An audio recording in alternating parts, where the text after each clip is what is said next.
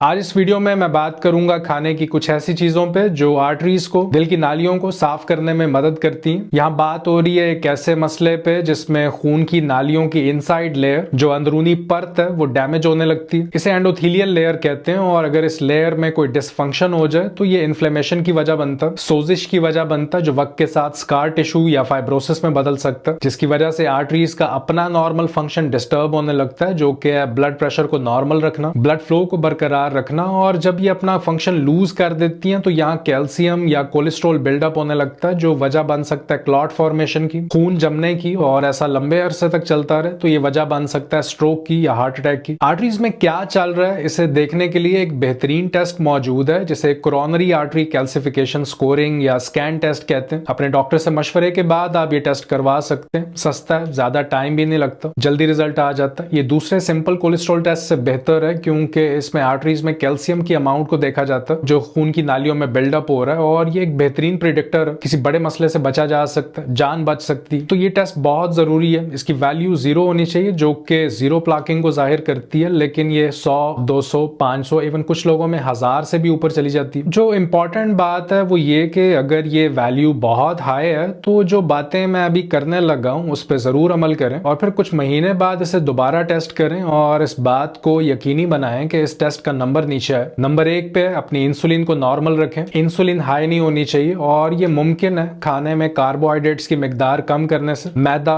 Pasta, pizza, बाजारी तली हुई चीजें कम खाने से। लो कार्बोहाइड्रेट डाइट एक थेरेपी का काम करती है, इसे कीटो डाइट कहते हैं, लेकिन इसमें भी हेल्दी कीटो डाइट की बात की जा रही है। इसमें कार्बोहाइड्रेट्स को जीरो नहीं किया जाता। 50 ग्राम मैक्सिमम 70 ग्राम तक कार्बोहाइड्रेट्स आप पूरे दिन में ले सकते हैं। लो कार्ब डाइट रखते हैं और आपने फास्टिंग करनी है। 12, 14 या 16 घंटे के लिए दिन में कुछ नहीं खाते और बाकी बचे वक्त में खा सकते हैं। फास्टिंग पे पिछली वीडियोस में डिटेल में बात हुई है। जब तक भूख ना लगे तब तक खाना मत खाइए। ये बहुत जरूरी है क्योंकि इससे इंसुलिन नीचे आती है और ये इंसुलिन ही है जो आर्टरीज में इन्फ्लेमेशन की वजह बनती है। आर्टरीज थिक हो जाती है, खून का बहाव डिस्टर्ब होता है। इन्फ्लेमेशन की वजह से एजीज बनती है, एडवांस्ड ग्लाइकेशन एंड प्रोडक्ट्स। ये केमिकल कंपाउंड्स हैं जो आर्टरीज में मौजूद प्रोटीन्स को डैमेज करते हैं। इनके साथ मिलने से ये प्रोटीन्स अपनी साख्त खो देती हैं, अनयूजेबल हो जाती हैं, जिसकी वजह से ब्लड फ्लो मुतासर होता है, खून की नालियां सख्त हो जाती हैं। ओमेगा 6 ऑयल्स जो वेजिटेबल ऑयल हमारे खानों में इस्तेमाल होता है, ये भी एजीज बनने की वजह बनता है। इस पे मैं अभी बात करूंगा। तो नंबर 1 पे लो कार्ब डाइट है और यही मोस्ट इंपॉर्टेंट है, जिसे आप राइट अवे हैंडल कर सकते हैं, फौरी एक्शन ले सकते हैं और जरूर करें, क्योंकि ऐसा ना करने से बाकी जितने पॉइंट्स हैं वो फायदेमंद नहीं होंगे। नंबर 2, आपको अपने खाने में ऐसी चीजें शामिल करनी है जिनमें विटामिन K2 पाया जाता है। इसमें चिकन लिवर, अंडे,